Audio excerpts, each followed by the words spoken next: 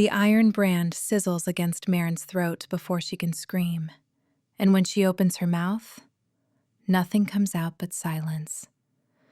The Omega mark burns itself into her flesh in front of 300 wolves, the curved symbol glowing red as it sinks beneath her skin, and she knows, everyone knows, that she'll never speak again.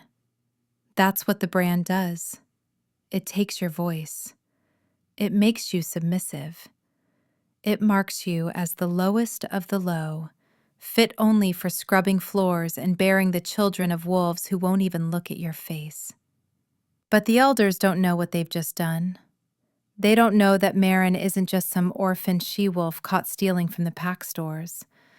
They don't know that her mother was Evangeline Thrace, the siren alpha who could shatter mountains with a whisper, whose bloodline was hunted to extinction 20 years ago because a voice like hers could command any wolf to kneel or die. They branded Marin to silence her, but the mark doesn't suppress power. It absorbs it, concentrates it. And now, as the hot iron pulls away from her throat, and the elder steps back with satisfaction gleaming in his eyes, Marin feels something ancient and furious coiling in the place where her voice used to be. She doesn't scream. She doesn't cry. She just touches the brand with trembling fingers and feels it pulse against her palm like a second heartbeat. The alpha of the Ashwood pack, Dorian Vale, watches from his throne at the front of the hall, his silver eyes cold and unreadable. He's the one who ordered this. Not because Marin stole food, she didn't, but because his beta, Corvin, whispered poison in his ear about how she was getting too bold, too proud for an orphan with no rank, how she needed to be reminded of her place. Dorian didn't question it. He just signed the order and turned away. And now Marin stands in the center of the hall with her neck burning and her future destroyed, and he won't even meet her eyes. She hates him for that. Hates him more than she hates Corvin, who smirks at her from the side of the dais, his arms crossed over his chest. Corvin's the one who planted the stolen silver in her room. Corvin's the one who dragged her before the council and demanded punishment. But Dorian's the one who didn't care enough to ask questions. The head elder, a gaunt man named Aldrich with a voice like grinding stones, raises his hand for silence.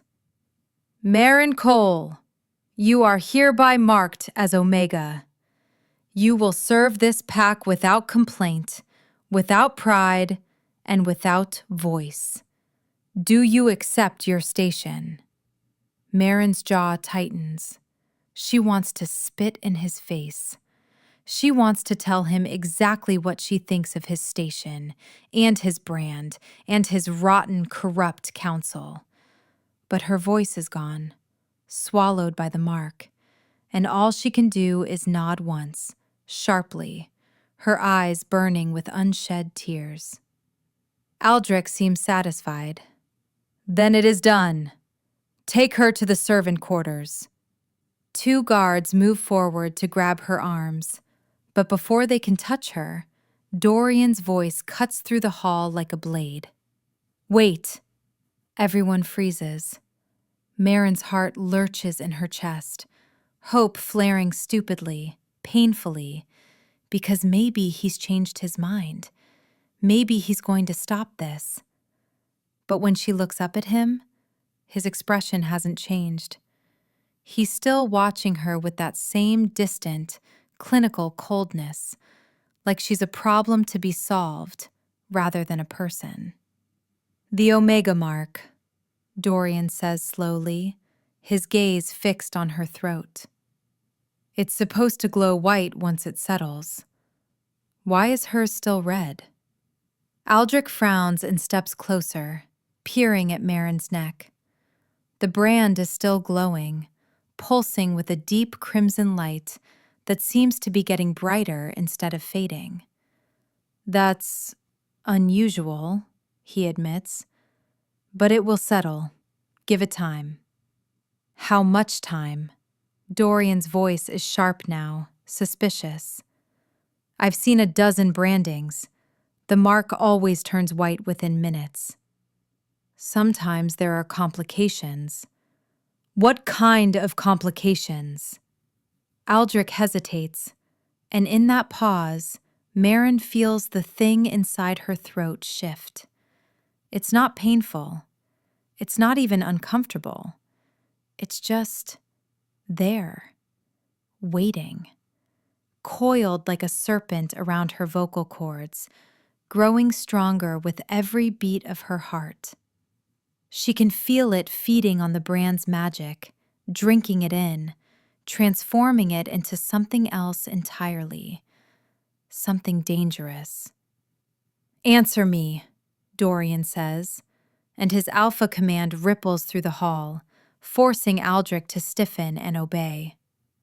There are stories, Aldrich says reluctantly, of wolves whose bloodlines reject the mark, wolves with abilities that resist suppression.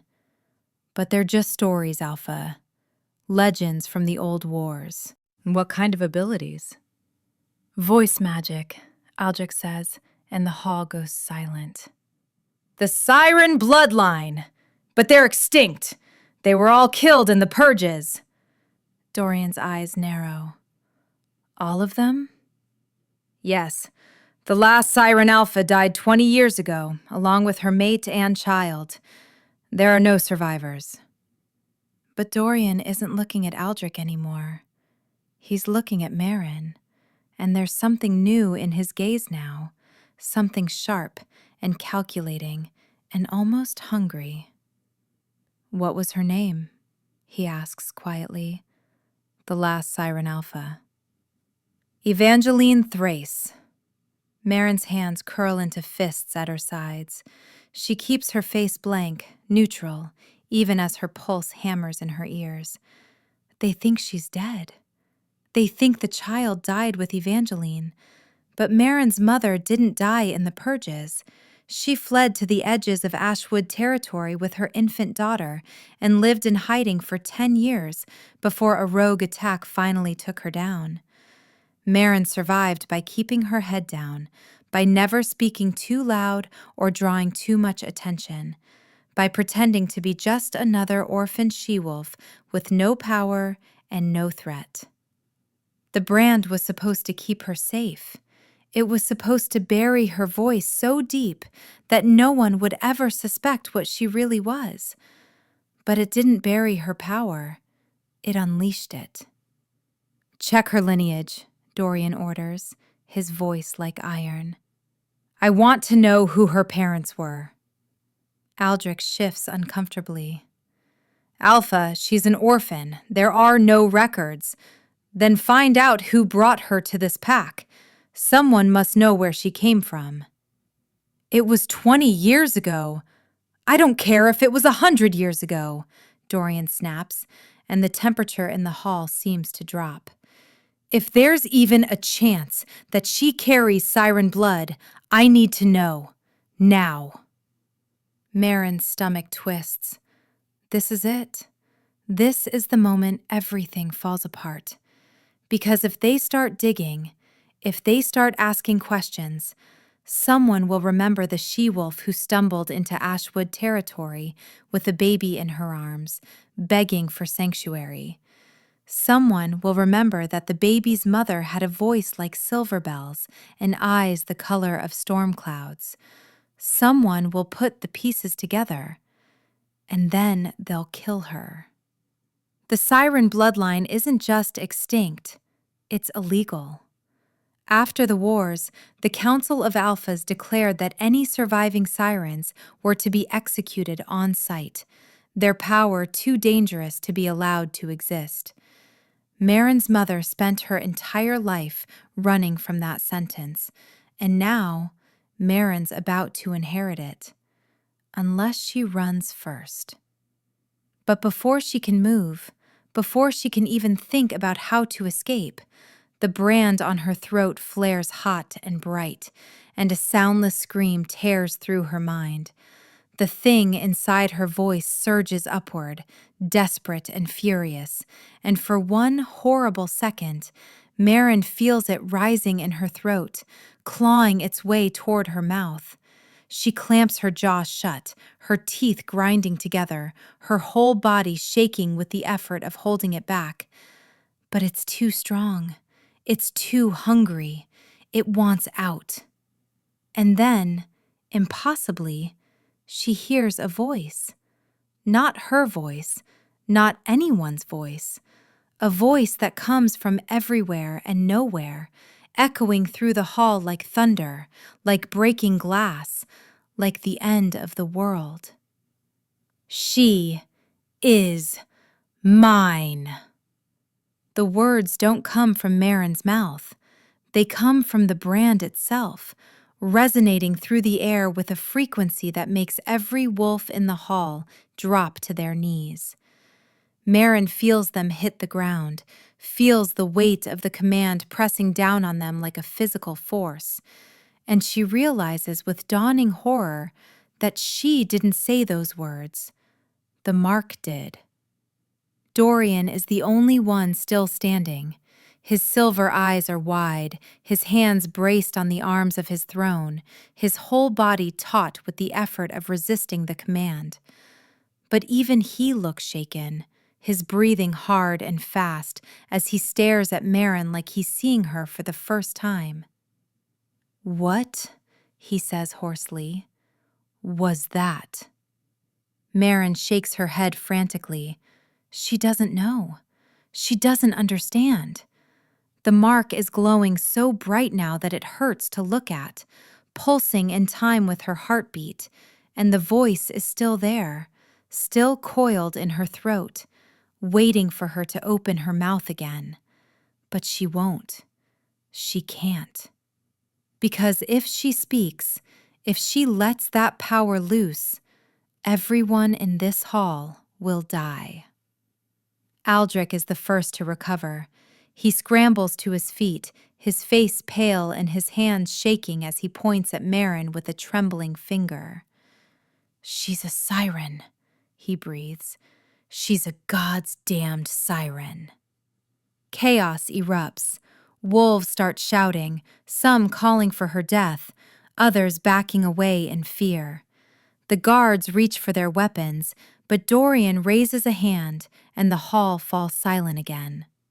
"No one touches her," he says, his voice low and dangerous. "She's under my protection." Corvin steps forward, his face twisted with rage.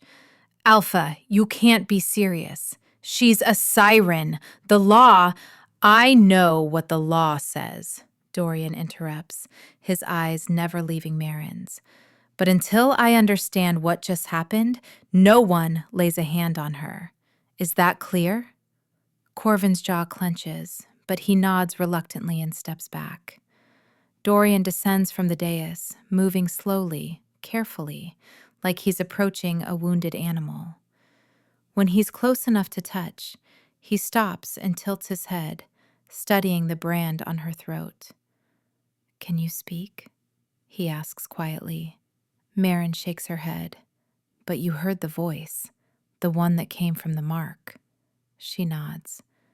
"And you don't know how to control it." Another nod. Marin hates how vulnerable she feels, how exposed. But there's no point in lying now. He knows what she is. They all know. And in a few hours, the Council of Alphas will know too. And she'll be hunted by every pack in the continent. Dorian studies her for a long moment, then turns to Aldrich. "Lock down the hall. No one speaks of what happened here. If word of this gets out before I've had a chance to investigate, I'll hold you personally responsible." Aldrich pales but nods quickly. "Yes, Alpha." "Good. Now get out, all of you." The hall empties in seconds, wolves scrambling to obey, until it's just Marin and Dorian standing in the center of the empty space. The brand on her throat has finally started to dim, fading from red to a dull amber glow, and the voice in her head has gone silent. but Marin can still feel it there, waiting, coiled like a spring. Dorian reaches out slowly, giving her time to pull away, and touches the mark with 2 fingers. The contact sends a jolt of heat through her entire body, and she gasps, or tries to. No sound comes out, but Dorian's eyes widen slightly, and she realizes he felt it too. "Interesting," he murmurs. "The mark didn't silence you. It transformed you." Marin wants to ask him what he means, but she can't. So she just stares at him with wide, desperate eyes, begging him to explain. Dorian pulls his hand back and folds his arms across his chest. The Omega mark is designed to suppress a wolf's voice by severing the connection between their vocal cords and their wolf spirit. But siren magic doesn't come from the wolf. It comes from the bloodline itself. So when the brand tried to sever your voice, it couldn't, because your voice isn't tied to your wolf. It's tied to your power. And instead of suppressing it, the mark just concentrated it. Marin's knees feel weak. She wants to sit down, to curl up in a corner and disappear. But Dorian's still watching her with that intense, unreadable expression, and she can't afford to show weakness. Not now. "Do you understand what this means?" Dorian asks, his voice dropping lower. "You're not just a siren. You're a fully awakened siren. And if the council finds out, they'll send every alpha in the continent to kill you." Marin nods shakily. She knows. She's always known. "But," Dorian continues, "if you stay here, if you let me protect you, I can keep you safe. I can train you to control your power, and in exchange, you'll help me." Marin's eyes narrow. Help him with what? Dorian's expression hardens. "There's a war coming. The rogue packs are gathering in the north, and they're being led by someone with power like yours. A siren who survived the purges, just like you. But unlike you, he's using his voice to command entire armies, and if we don't stop him, he's going to destroy every pack in this territory." Marin's blood runs cold. Another siren. Alive, and using their power as a weapon. "I need someone who can fight him," Dorian says quietly. "Someone who can match his power. And you're the only one who can." Marin shakes her head violently. She's not a warrior. She's not a weapon. She's just a girl who wanted to survive. And now she's being asked to fight in a war she doesn't understand. But Dorian steps closer, his silver eyes boring into hers, and she can feel the weight of his alpha presence pressing down on her, demanding her attention. "I know you're scared," he says. "I know you don't trust me. But I'm offering you a choice, Marin. You can run and spend the rest of your life hiding, waiting for someone to find you and kill you. Or you can stay and learn to use your power and fight for the people who need you." Marin wants to laugh. The people who need her? The people who just branded her neck and tried to take her voice. Why should she fight for them? But then she thinks about the orphans in the servant quarters, the ones who looked up to her, who relied on her to sneak them extra food and tell them stories. She thinks about the she-wolves who are too weak to protect themselves, the ones who would be the first to die if a rogue army came crashing through their gates. She thinks about the children who don't have a choice, who can't run, who need someone to stand between them and the darkness.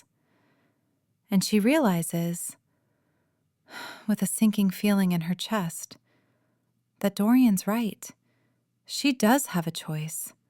And if she runs, she'll be condemning all of them to death. Slowly, reluctantly, she nods. Dorian's shoulders relax slightly, and something that might be relief flickers across his face. Good, he says. Then we start training tomorrow. But first, we need to deal with Corvin. Marin's eyebrows shoot up. Corvin? He's the one who framed you, Dorian says, his voice turning cold. He's been stealing from the pack stores for months and blaming it on the servants. I didn't realize it until tonight, but when you were accused, something didn't add up. So I had my guards search his quarters while we were in the hall. Marin's heart starts to pound. If Dorian knows Corvin framed her, then... They found enough evidence to have him exiled, Dorian continues. But exile isn't enough. Not for what he did to you. Marin swallows hard, her throat aching around the brand. She wants to ask what Dorian's planning, but she still can't speak, so she just waits. Dorian's smile is sharp and cold and utterly without mercy. I'm going to make him confess in front of the entire pack, and then I'm going to let you decide his punishment. The next morning, the entire Ashwood pack gathers in the central square, confusion and unease rippling through the crowd. Marin stands on the dais beside Dorian, her neck covered by a high-collared shirt that hides the brand, her hands clasped in front of her to keep them from shaking. She can feel the weight of every gaze on her, the whispers and speculation, but she keeps her chin up and her expression neutral. Corvin is dragged onto the dais in chains, his face bruised and his eyes wild with fury. When he sees Marin standing beside Dorian, his expression twists into something ugly and hateful. "This is a joke," he snarls. "You're going to take her word over mine? She's nothing. She's under my protection," Dorian says, cutting him off. "And you're under arrest for theft, fraud, and conspiracy against a member of this pack. The evidence is overwhelming, Corvin. You're done." Corvin lunges forward, but the guards hold him back, and Dorian doesn't even flinch. He just gestures to one of the guards, who steps forward with a wooden chest. The guard opens it, revealing stacks of stolen silver, bags of gold coins, and documents detailing months of embezzlement. The crowd gasps. Marin feels a surge of vindication so strong it almost makes her dizzy. "This," Dorian says, his voice carrying across the square, "is what was found in Beta Corvin's quarters last night. He's been stealing from this pack for over a year, and when Marin Cole discovered his theft, he framed her to cover his tracks." The crowd erupts in outrage, wolves shouting and calling for Corvin's blood, and Marin feels a fierce, savage satisfaction bloom in her chest. He tried to destroy her. He tried to take everything from her. And now, he's the one standing in chains, facing the judgment of the pack. Dorian raises a hand for silence, and the noise dies down. "Marin Cole was innocent," he says. "She was branded unjustly, and she deserves restitution. So I'm offering her a choice." He turns to Marin, his silver eyes meeting hers. "You can demand his exile, or you can demand his death. The choice is yours." Marin's breath catches. She looks at Corvin, at the man who ruined her life, who took her voice, who tried to break her. And she feels the mark on her throat pulse, the power inside her stirring, whispering that she could end him right now, that she could open her mouth and speak a single word, and he would drop dead at her feet. But she won't, because she's not a killer, and she won't let Corvin turn her into one.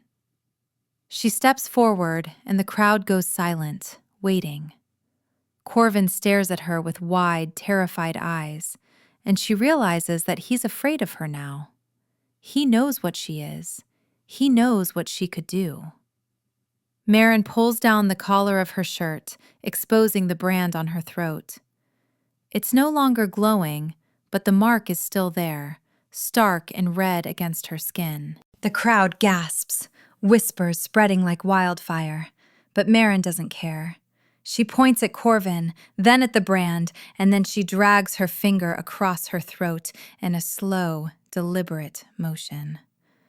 The message is clear. He tried to silence her. Now, she wants him gone. Dorian nods once, his expression grim, and gestures to the guards.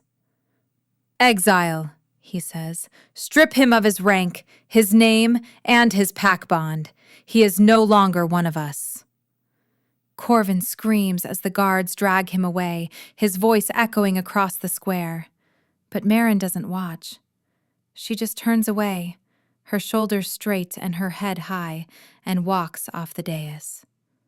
She doesn't see Dorian watching her with something like respect in his eyes.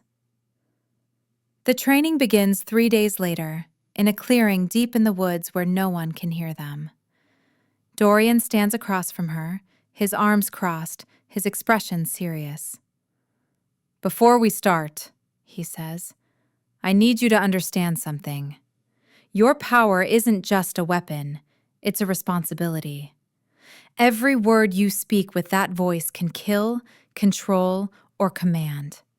And if you're not careful, you'll destroy everyone around you, including yourself." Marin nods slowly. She understands. She's felt the power coiled in her throat, felt how hungry it is, how eager to be unleashed. And she's terrified of what will happen if she loses control. "So we're going to start small," Dorian continues. "I'm going to teach you how to speak without killing, how to shape your power so it does what you want instead of what it wants.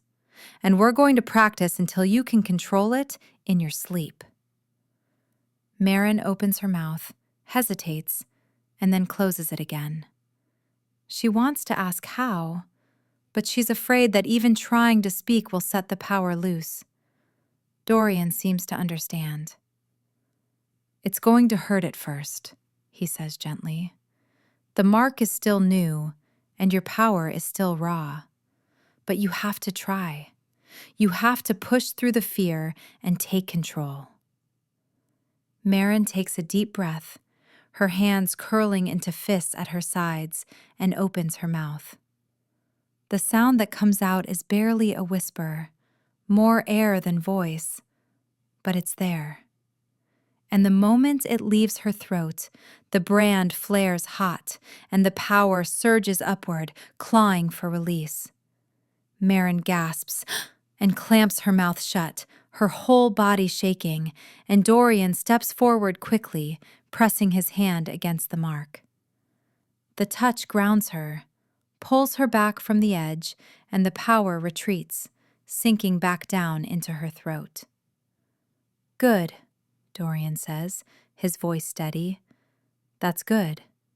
You felt it, and you stopped it. Now try again." They practice for hours, Marin pushing herself to speak, to shape the words, to control the power that wants to destroy everything in its path. And slowly, painfully, she starts to make progress. The whispers turn into words, the words turn into sentences, and by the time the sun starts to set, Marin can speak a full sentence without the power trying to kill Dorian. It's exhausting. It's terrifying. But it's also exhilarating. Because for the first time since the branding, Marin feels like she has control over her own voice again. "That's enough for today," Dorian says, stepping back. He looks tired too, his silver eyes shadowed, and Marin realizes that resisting her power has taken a toll on him as well. "You did well."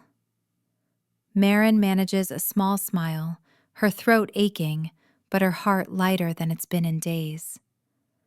"Thank you," she whispers, and the words come out clear and steady, with no power behind them at all.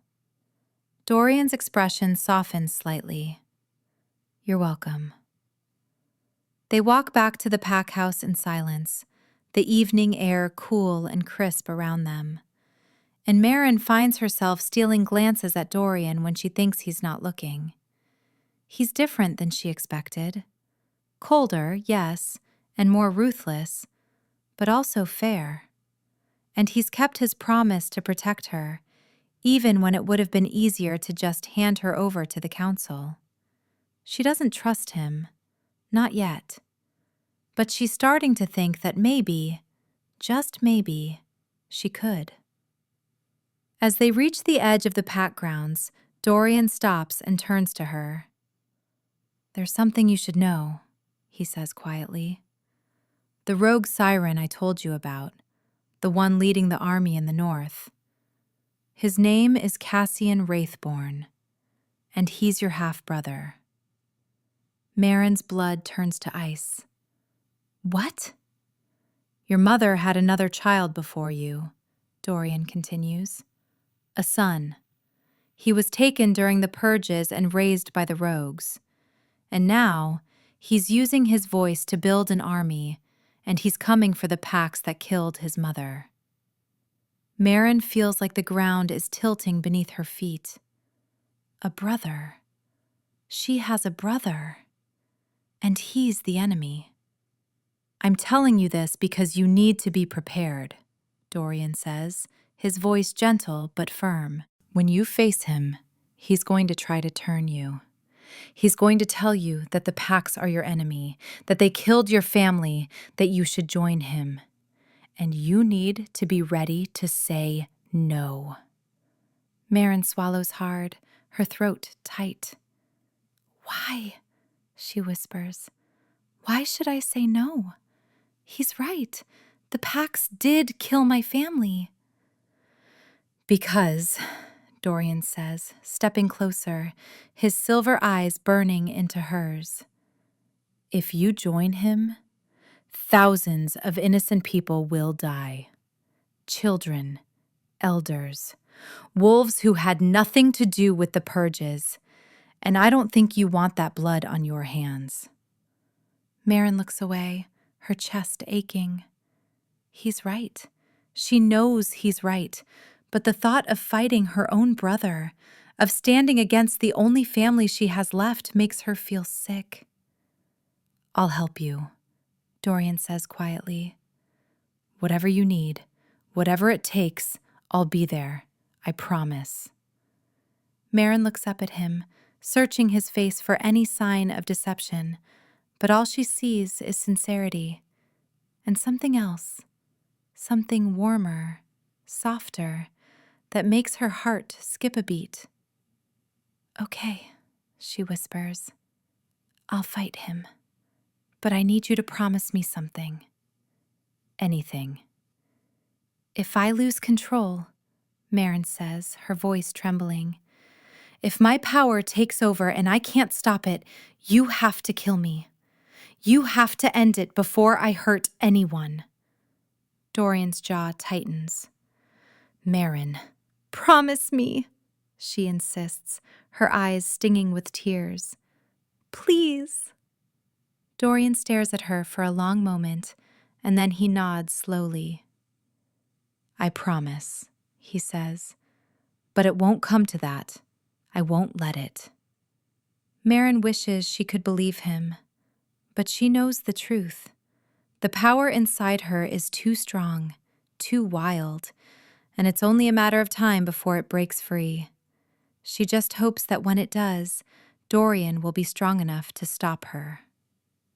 The war comes sooner than anyone expected. 3 weeks after Marin's branding, scouts report that Cassian's rogue army is moving south, burning villages and conscripting wolves as they go. The Council of Alphas convenes an emergency meeting, and Dorian brings Marin with him, her identity hidden beneath a hood and cloak. The council chamber is a massive stone hall filled with the most powerful alphas in the continent, their combined presence heavy enough to make Marin's knees weak. But she keeps her head down and stays close to Dorian, her heart pounding as the alphas argue and shout and blame each other for the rogue threat.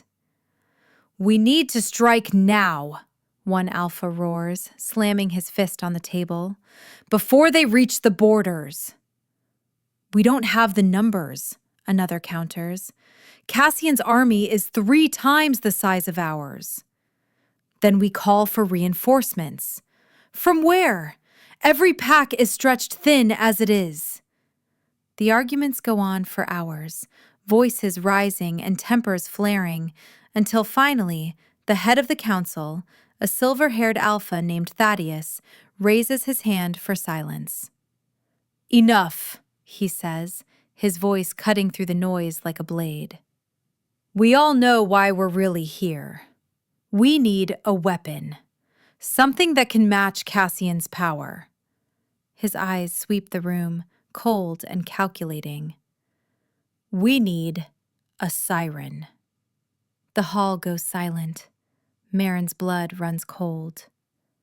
"And where," one of the alphas says slowly, "do you propose we find a siren? They're extinct." Thaddeus smiles, and it's a smile that makes Marin's stomach twist. "Are they?"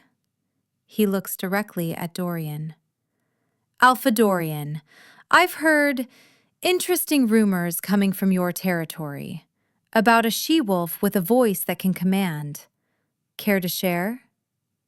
Every eye in the hall turns to Dorian, and Marin feels her pulse spike. This is it. This is the moment Dorian betrays her, hands her over to the council, turns her into the weapon they need. But Dorian doesn't move. He just stares back at Thaddeus with cold, unreadable eyes and says, "I don't deal in rumors." Thaddeus' smile fades. "Is that so?" "It is." "Then you won't mind if I send a delegation to your pack to investigate?" "I would mind," Dorian says, his voice dropping into a low, dangerous tone. "Because any delegation you send will be met with force. My pack is not your hunting ground, Thaddeus." The hall erupts in whispers, alphas murmuring and exchanging glances, and Marin realizes with a jolt of shock that Dorian just declared war on the council. For her. Thaddeus' expression turns icy. "You're protecting her." "I'm protecting my pack," Dorian corrects. "And I'm telling you that if you want to fight Cassian, you'll do it with your own wolves, not mine." "You're making a mistake, Dorian." "Maybe, but it's my mistake to make."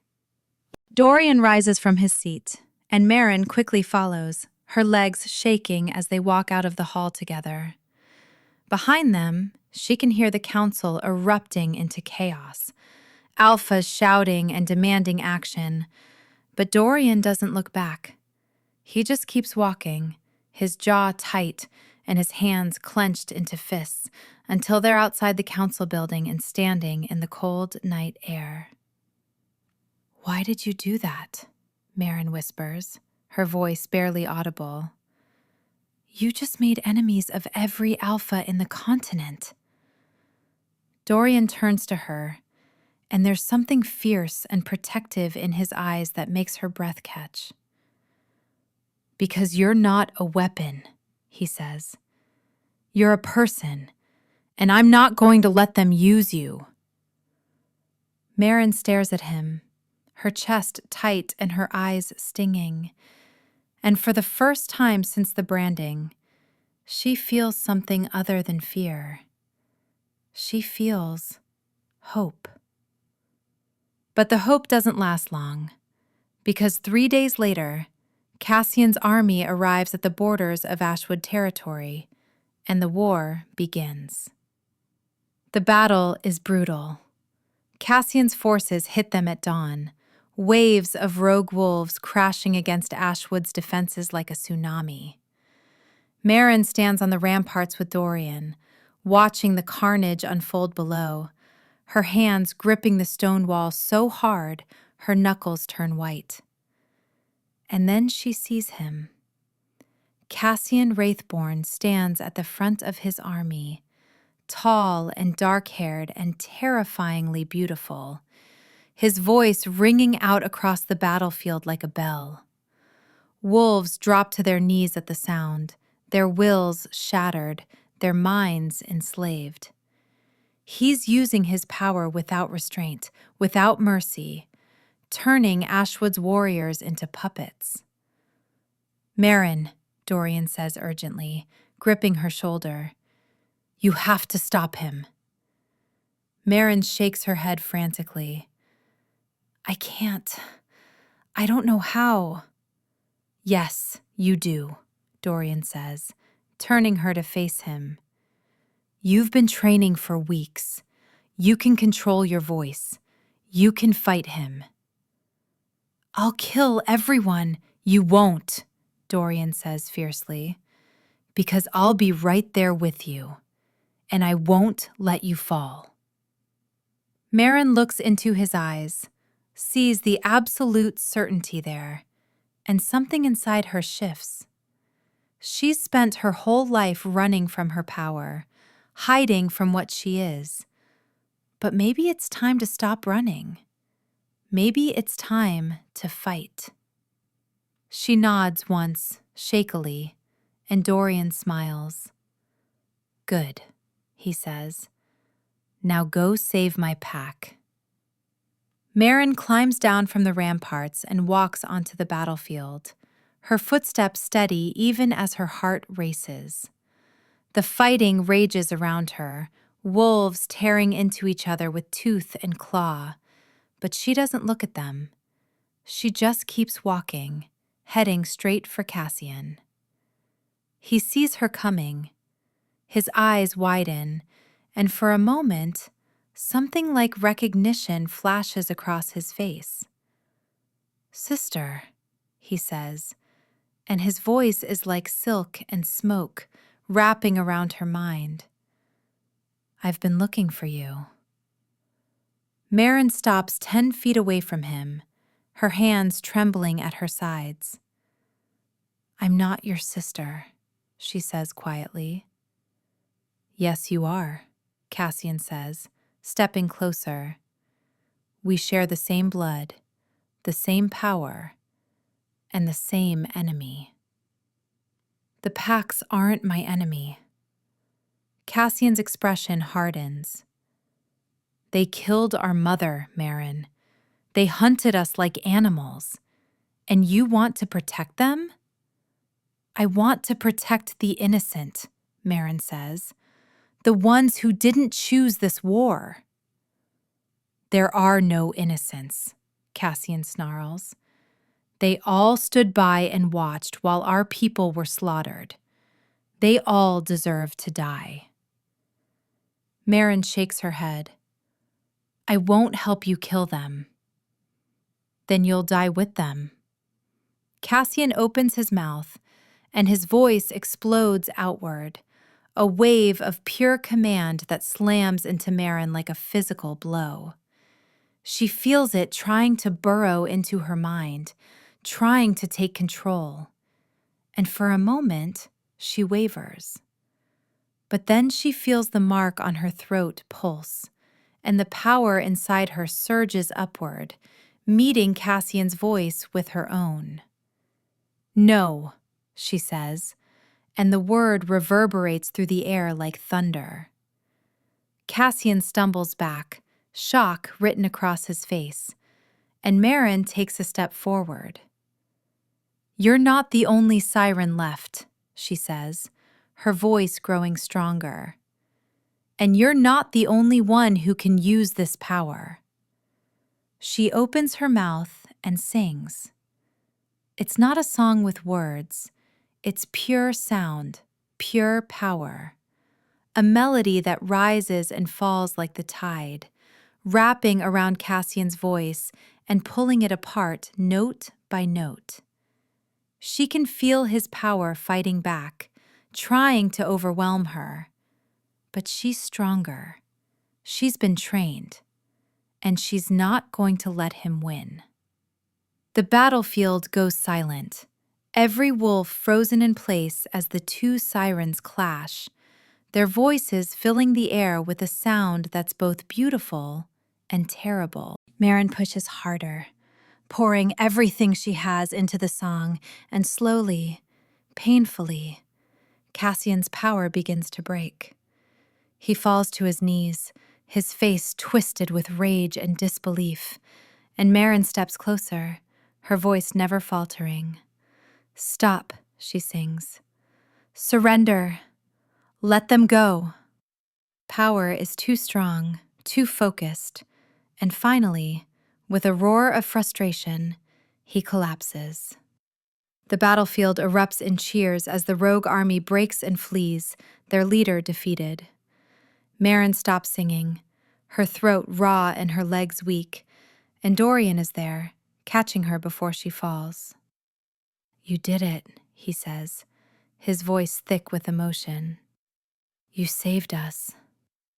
Marin looks up at him, her vision blurring with exhaustion, and manages a weak smile. "I told you I could control it."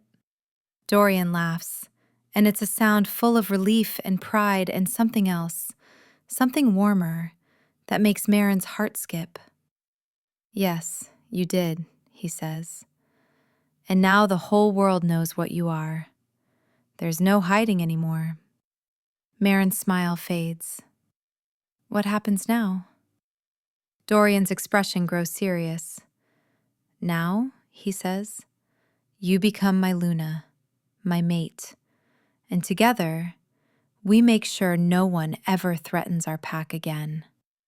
Marin's breath catches. "Your mate?" "If you'll have me," Dorian says, and there's a vulnerability in his eyes that she's never seen before. "I know I don't deserve you. I know I failed you when you needed me most, but I'm asking you to give me a chance to make it right, to stand beside you, to protect you, to love you." Marin stares at him, her chest tight and her throat aching, and she realizes that somewhere along the way, she stopped hating him. Somewhere along the way, she started to trust him. And now, standing here in the aftermath of battle, covered in dust and blood and exhaustion, she realizes that she wants this. She wants him. "Yes," she whispers. "I'll have you." Dorian's smile is blinding. He pulls her close, his lips crashing into hers in a kiss that tastes like victory and promise and forever. And when they finally pull apart, breathless and grinning, the mark on Marin's throat glows bright white, the Omega brand transforming into something new. A Luna mark, the symbol of a mated alpha pair. The pack erupts in howls of celebration, and Marin laughs, tears streaming down her face as Dorian lifts her into his arms and spins her around. She's not an Omega anymore. She's not a weapon. She's a Luna, a siren, a survivor. And she's finally home. Did you like this story? Do you want a part 2? Let me know your thoughts in the comments. Also, big shout out to our viewers from Canada, Michigan, Long Island, New York, Central Florida, California, Southern Missouri, and more. I appreciate you all so much.